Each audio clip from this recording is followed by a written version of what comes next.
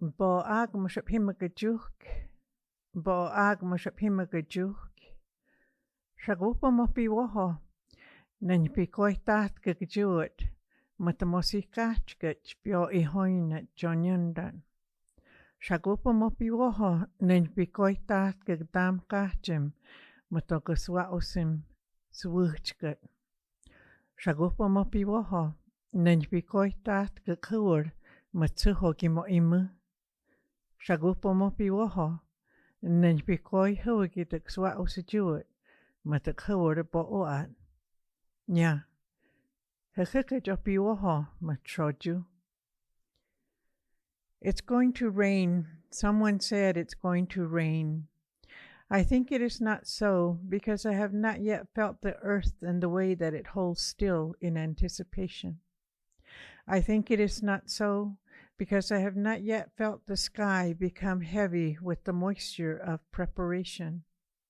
I think it is not so, because I have not yet felt the winds move with their coolness. I think it is not so, because I have not yet inhaled the sweet, wet dirt the winds bring. So, there is no truth that it will rain. This poem, Bo Agmushap Himagajuk, It's Going to Rain, is of course a bilingual piece. It's written in the O'odham language. The O'odham language is my first language. A language, of course, that came from my family. It was the only language of the home as I grew up, and so was used regularly, and I grew up speaking the language and then learning English after going to school. The O'odham language is spoken here in southern Arizona and also in northern Sonora, Mexico, this whole area, which are, of course, the traditional lands of the O'odham. There are many O'odham speakers still. However, like many other languages, it is an endangered language. And that is based on the fact that we have mostly adult speakers and very few children who are learning the language in a natural setting. Anyway, and a little bit about the poem itself. When I first started writing, the first pieces I wrote were in O'odham, and that was primarily for my students who were learning how to read O'odham. We produced small amounts of writing, creative writing, poems in the language so that we could have something to read in the classroom as we were becoming literate, or I was teaching them how to read and write the language. So I feel very comfortable, writing in O'odham. And then, of course, eventually I moved into English, and now I will write, either in O'odham and English, or else just O'odham, and then other times just English. So this was an early piece, and I enjoyed this piece because it has various things that you can find in it. Of course, the connection to the landscape is certainly there. Also, for me personally, it's an indication of the way that at least my family, my parents, and all of their generation, the way that they lived. That is, they spent a lot of their lifetime in the outdoors, and I noticed, very early on, as they spent time outdoors, they were very observant of the movement, especially in the environment right around them, and they would comment on it, especially in the summertime when the changes are so dramatic, with clouds and thunderstorms and dust storms and, really dramatic lightning shows and so forth. And anyway, so I paid attention when my parents commented on them, and said different things about some of these natural events, and then of course they knew what would happen before the rains came, maybe, and then after what happens after the rains come. And so all of that was instilled in me. And so growing up, and then of course as an adult, I appreciate spending time outside and watching the changes in the environment. And then in my case, being able to use some of those images in the things that I write. This particular piece, I noticed that I chose to sort of copy or replicate the patterns that occur in O'odham traditional songs. Many O'odham traditional songs are about the environment around the people, and these songs oftentimes are very flattering. That is, about clouds and so forth. And they say it has a purpose when you sing, good things about clouds, good things about animals, and so forth.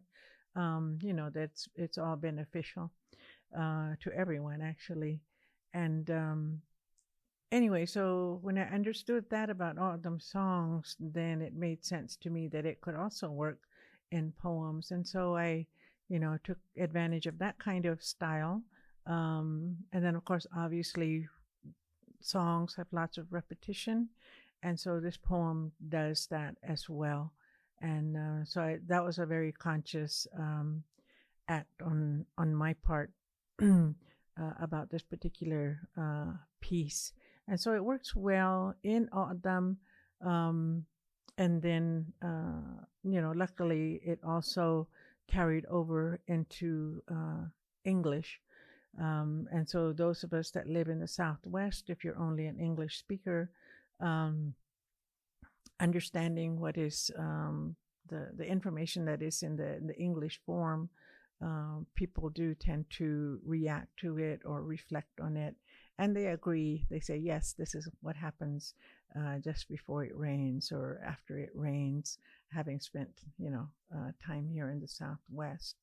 But one thing that I have in this poem, which I find to be sort of distinctly O'odham, and that is when they say that there's no truth that it's going to rain. And I've written about this before in another piece, that O'odham spend a lot of time in the summer because this is our monsoon season, when the rains come and the clouds are so dramatic and so forth.